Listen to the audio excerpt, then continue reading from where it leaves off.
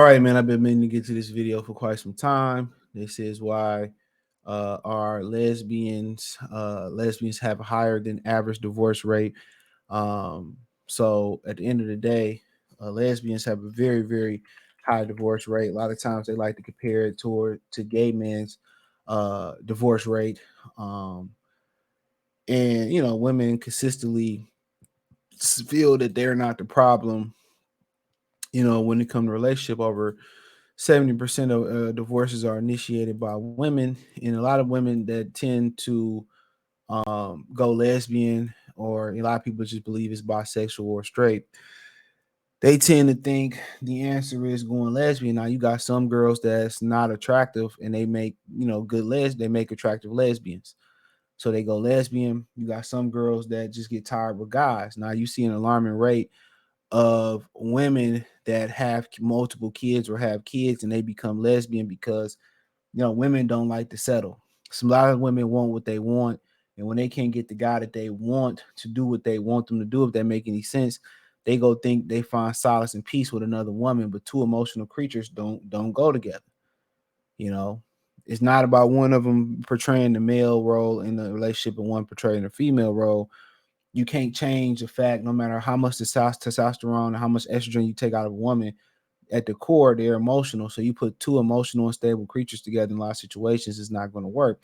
But statistics, the law office of Heather M. Ward, shout out to her, statistic on lesbian divorce rates. He says the lesbians are getting divorced at an alarming rate. Consider, for example, a case study in the UK looked at number of lesbian divorces filed in 2014 marriage, the year during the same-sex marriage was legalized in the UK.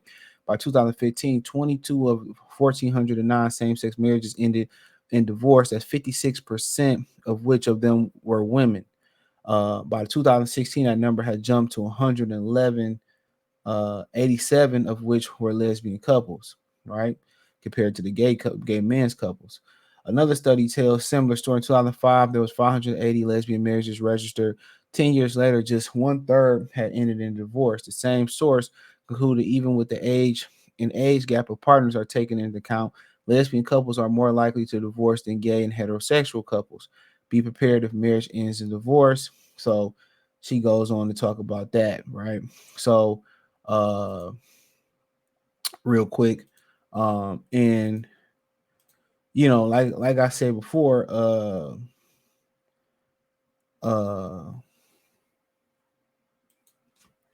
it is what it is. More women are more likely to leave a relationship than men, because men, life is already hard for men. Life is already hard for men, so we used to, for being hard, we used to grinding out. When women aren't happy, they already get out of there. They get out of there. They ready to get out of there. They ready to do something new. They always like to wonder what's new. You know, so then we go uh to why these people are getting divorced. Um, right. So let me pull this up. Uh, so let's see if we can get here. Excuse me. Trying to get to the screen I need to get to. There we go. It says that the reason lesbian couples divorce, the reason most common side lesbian couples divorce include unreasonable behavior, which includes adultery.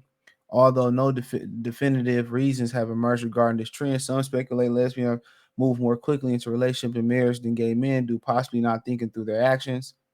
That's emotional again. Another possible reason for lesbian divorce is that women are overall less likely to tolerate infidelity and more likely to have been in previous marriage or relationship. So they basically saying that infidelity, you know, so basically they say dudes cheat at an alarming rate, but women are cheating at an alarming rate. You know, uh, and like I said before, I always said that women cheat more than men do, because they have the access to they have the access they have the access to to sex.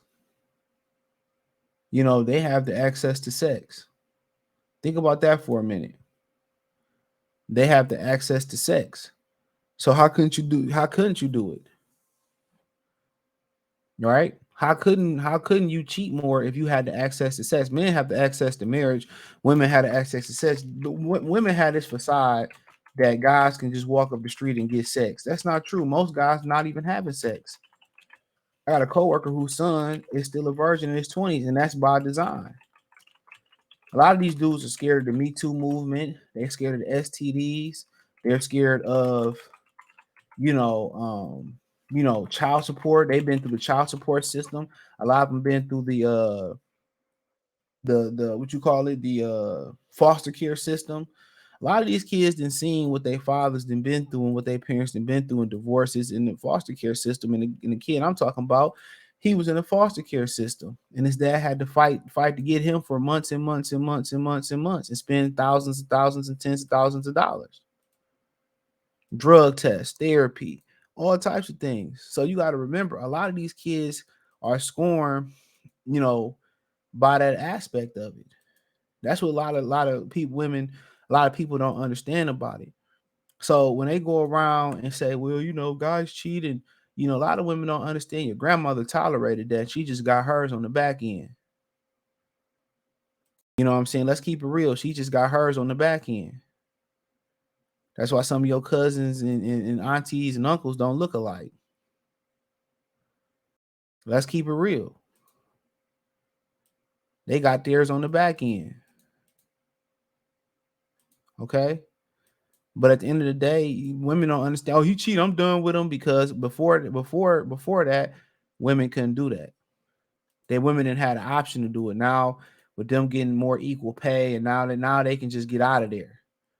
And what they finding out is they gonna end up lonely. It's gonna be the loneliest generation of women. And I seen a women tweet this or put this on Facebook the other day. Is that it's not enough men in this world. No, the problem is y'all don't want good men. So dudes are just making the adjustment not to deal with y'all or be what y'all really want them to be. And that's the sad, honest truth. Now, the last point I want to make about this before I slide up out of here. All right, the last point I want to make about this is this. And this is the point I want to talk about, and I want to hammer home. Now, this is another big reason in which why lesbian couples divorce. This is domestic violence with lesbian couples is a pattern of violence. We already know that.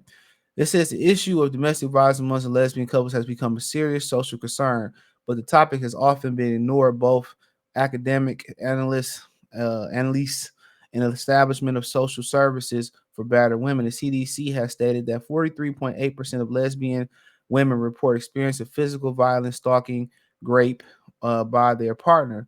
Studies noted that out of those 43.8%, two-thirds, 67.4%, reported exclusively female perpetrators. The other third reported at least one perpetrator being male. However, the study made no distinction between the victims who experienced violence from male perpetrators, only those who reported both male and female perpetrator. 61%, similarly, 61% of bisexual women reported physical violence, stalking, rape, uh, partners in the same study, and 89.5% reporting at least one perpetrator being male. In contrast, 35% of heterosexual women reported have been a victim and intimate partner of violence. 98.7% of them reported male perpetrators exclusively. So they're heterosexual. That's why, right? That's why that number is so high. But, amongst the lesbian couple, they're saying that 43.8%, almost half of lesbian women have reported some type of DV. That's one of the top 3 reasons of lesbian divorces is DV. And what people don't tell you, these numbers about men reporting DV or DV being reported by men in a heterosexual relationship, or women reporting DV on men, a lot of those situations are the woman initiating DV and playing victim. The man is just not coming home and going ham on the woman. The woman gaslights him. The woman provokes him. The woman a lot of the time initiates that. And I say this not to say anything bad, or justify anything. I'm saying this to say that proves my point with almost half of female couples reporting this. Now, I remember I went to Vegas with some people for a wedding, whatever, and this happened at a hotel, and a lesbian couple got into it, and one of them went to jail. They got to fighting at the hotel. I think it was the Osteria. I could be wrong on that, on the hotel, and they messed up their whole vacation in the beginning. You know what I'm saying? Because of that, because they got into it and got emotional. So you put two emotional, unstable creatures together, that's what you're gonna get. That's exactly what you're gonna get. So when they sit here and they try to make males the face of, and you can look at gay males DV, I guarantee you the rate not that high. And you look at this, and they always try to make the men the face of they always trying to make males the face of DV and all that. Females initiate a lot of the DV, and that's not what the numbers tell you. They the ones that get up in other women's and other guys' face, right? They get up in other guys' face. They sit there, they point their finger, they push you, they initiate the contact. The reason the numbers go against the male so much is because when the police come, you already know they taking the male to jail. The woman getting the sympathy. The system favors the woman. Nobody tell you how many times the woman gaslight. Nobody tell how many times the woman throw the first blow. And this is why we have the emasculation of men, because we can't do anything. As soon as we do grab her or push her, then we go into jail. A lot of situations you see women hit theyself and bruise theyself and then call the cops and say you did it. None of those numbers factor in that, because damn near it's impossible to factor in that into the equation. Nobody talks about how women initiated, women, gaslight, women put their hands on dudes first. And these are the numbers that prove it. These are the exact numbers that prove it. So, I mean, like I said, it is what it is, man. Just wanted to shed a little bit of light on that. Uh, I just want to shed a little bit of light on that so you guys can understand that, they blame us for a lot of things, but somehow somebody in the comment section is going to blame us for this. But just want to just do this. I seen Bernard Riley do a video on it. And the women are the problem in these relationships. They want fairy tale. They want you to be perfect. They want you to be a thug. They want you to be a Christian going rich, millionaire, and all this. And if you get a woman that got reasonable expectations, so be it. But a lot of women tend to go lesbian is because they can't get the guy they want, and the guy they want don't want them. And once they have kids, they want to jump back and forth because they can't. They can't. I see a lot of lesbians on social media. They lesbian on Tuesday. By next Tuesday, they straight again. You know what I'm saying? Well, women got to understand this fairy tale thing that they selling y'all on these TV shows, on the internet, or this love you see that lasted 40 years in your family. It had a lot of ups and downs that you didn't see that they kept between each other. A lot of your cousins ain't your cousins. They just work through stuff, and women don't want to work through nothing. Men willing to work through some things. Like you getting pregnant by another dude, or infidelity. I understand why guys wouldn't want to work through infidelity, because when a woman, real talk, go cheat with another dude, you're submitting to him. He's your new god. He's your new king. It's a submission. So I can't forgive that. Sorry. But when a man go cheat with another woman, he's dominating another woman. That's just in his biology, his makeup. We're men are built to be polygamous. That's why it's less men and more women, because we can impregnate more women. Women's body structure isn't meant to be polygamous. That's why a lot of y'all stank. Y'all want to talk about people penis length and who can have sex. A lot of y'all women are not desirable. Y'all pH balancing off. Y'all stank. All that makeup y'all putting on, y'all look like trannies, and all that makeup y'all putting on is messing up y'all pH balance as well too. Go check out Dr. Bobby Price. He talks about how makeup can throw your cycle and mess your estrogen levels and make it too high. It's Dr. Bobby Price. So a lot of y'all doing all that, putting all these chemicals in y'all hair. Y'all gonna have thyroid problems. Y'all gonna have those things, fibroids in your stomach and all that. Don't even know what y'all doing to yourself with them perms and stuff in y'all head. So like I said before, you know, a lot of y'all sit here, y'all pop y'all junk off like y'all shit don't stink, but y'all don't know how to work through nothing. Y'all don't understand the biology of men.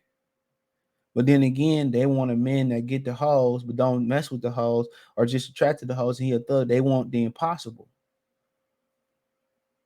So real, just wanted to speak on that real quick, man. Thumbs up the video, share the video, subscribe to the channel. Peace.